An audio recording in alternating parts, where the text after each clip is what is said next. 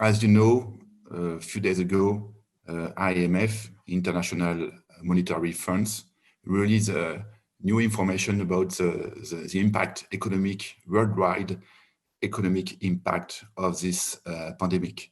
And we are talking about 26 trillion of dollars. We knew for years that due to the fact that there is no borders between animal and human health, we were exposed to pandemics, potential pandemics. I remember to have heard many times some researchers, some specialists talking about, for example, tuberculosis. It's not a virus, but just to mention also what we see on other side of the microbes. And maybe you remember that a few decades ago, we stopped.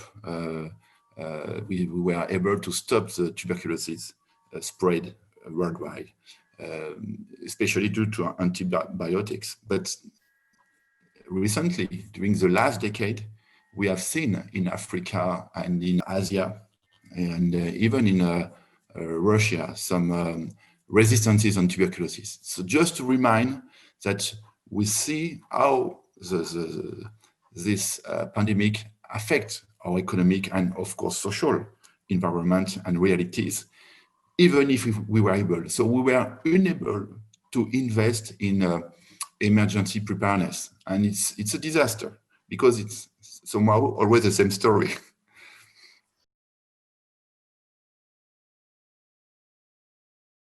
What the specialists explain in many papers, especially from springtime, it's that due to the climate change, global warming, the change also of urbanizations. You know that now 80% of the population, worldwide population, lives in cities. So people are together in the city. And this global warming, for example, push mosquitoes to travel, to move away. And now we see the famous tiger mosquitoes coming south of France and bringing chikungunya, for example. Even dengue comes from mosquitoes, could affect Europe, seriously. So it's just an example because we have many examples. And we need to remind that the animals bring us about 75% of our infectious diseases, by the way. And that every day microbes, bacteria are moving. This is the life, the life system somehow. And so we even if we knew, thanks to some specialists, that we were at risk, and what happened with the Spanish fever many years ago could happen again, I think it was just a story, not a reality. So one of the key questions, and right now, today, there is a Paris Peace Forum, and this morning, the French Minister of Foreign Affairs, Mr. Le Drian, with the German Minister of Foreign Affairs, they decided to create a kind of international council, high-level council for One Health. So more and more we know, and of course in the Geneva Global Health Forum last year, I remember, 2 years ago, it was raised also this kind of issues about the One Health. In fact, our human health depend on the human health, depend on the climate change, environment, depend also of how we act with other cities, with the road, If I take the example of Ebola, the last crisis of Ebola in 2014 in Guinea, it was due also to the fact that in the forest, they dig many roads. So the roads bring the disease, spread the disease in the countries, it used to be very located in a forest area, but if you open many roads, then the disease is moving with the human people. So we have also the demography reality. We are increasing the demography. We have climate change. So we need to be together facing these big challenges of our human health.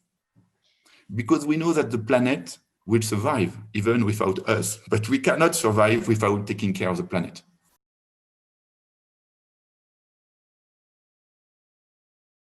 I think maybe one of the reasons is that China has a lot of airlines, flights, daily flights with all the planet, by the way, you know, and especially from Wuhan. I've been in Wuhan because, as you know, France has bring cooperation to help the Chinese to get a BSL-4. You know, in biology, you have several levels of confinement. So Wuhan is a big place also for trade, markets trade in China. So one of the reasons I think is the fact that it comes from China and it spread a lot. And also it's the fact also that we don't know very well for the moment this COVID-19 because it's moving rapidly and it's a specific fever, you know. And of course, you can see and find many papers a few years ago of some specialists from, you know, all the continents. You know, it's not only one professor saying that this could appear. The question is, does the civil society and the governments take responsibility and seriously into account that the microbes or human being, we don't know who will fight, who will win the fight, by the way, because the microbes, you know, if you take HIV, tuberculosis, and mention Ebola, the different fever, it means that we need to work in a, you know, a transversal approach of the human health.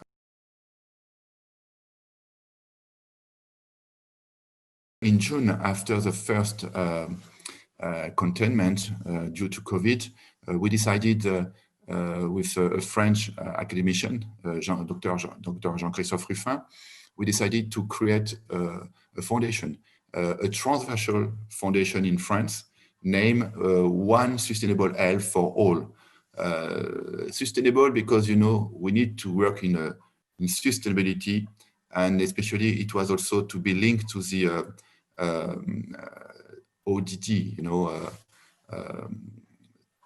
2030 objective, you know, international objective. And so we would like, and we propose to be focused on concrete projects and programs, because we hear all the researchers, the scientists saying that we need to work with no border between climate change, environment, human health, and animal health, you know, the two medicines, both human and animal medicines. So we hear these messages, and we are wondering now how to transform the projects at the field level in many countries, and especially in low income and middle income countries, where we know that they have a weak health systems, you know, most of the time.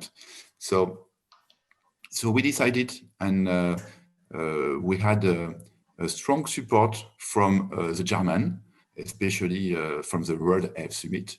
The founder of the World Health Summit, Professor Detlef Ganten, is really committed, and we signed an agreement on October 26th at the French Embassy in Berlin that says that together, the World Health Summit and this foundation, we will work to develop a forum. So what is the purpose of that forum is to get, in the first time, for the next 3 months, all the information that we know coming from the specialists, from many disciplines, because we see sometimes, and this is very well known and necessary, of course, that there is a verticality. You have the specialist for nutrition, for the veterinarians work with animals, and you have many disciplines, and it's necessary, and no one could be able to have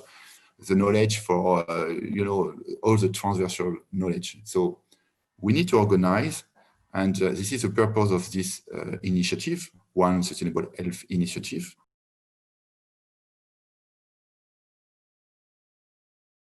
We need more diagnostics. We have now, we see very necessary vaccines, medicines, but we need to work more on diagnostics. It's very, very important to diagnose the people, because you could have a child in Africa who has fever, and you may think that it's malaria, but no, it's emerging fever. So without diagnostic, you cannot treat very well. So the prevention is very important, and for that, and it's a huge challenge, we need also to strengthen the health systems worldwide. And we need also, it's a strong recommendation, to give the capacity to choose the specialists, NGOs, so the NGOs are working closely to the local communities, to work with the local communities in a One Health approach. Because now we are convinced that there is something happening in the One Health, that our human health belongs to many factors. We need to take it into account concretely to have times. And so I would say that the chairman, the manager of many organizations, it could be a business company, it could be either an NGO, a foundation, and the government. They need to give time to their team, to their specialists, to sit around the table and say what kind of program we need to change. We need to, to imagine and to develop in the near future, because having, again, the verticality is necessary but not sufficient. We need, to work in a horizontal approach in the One Health concept, and to transform this concept, which is a reality, now in a concrete program. This is the big challenge, and I know that the Geneva Global Health Forum, which is a very interesting event, will contribute to that, because year by year, we see that between the doctors, between those who are working in the cities, urbanizations, those who are building the roads, what kind of world we are shaping, what we want to develop.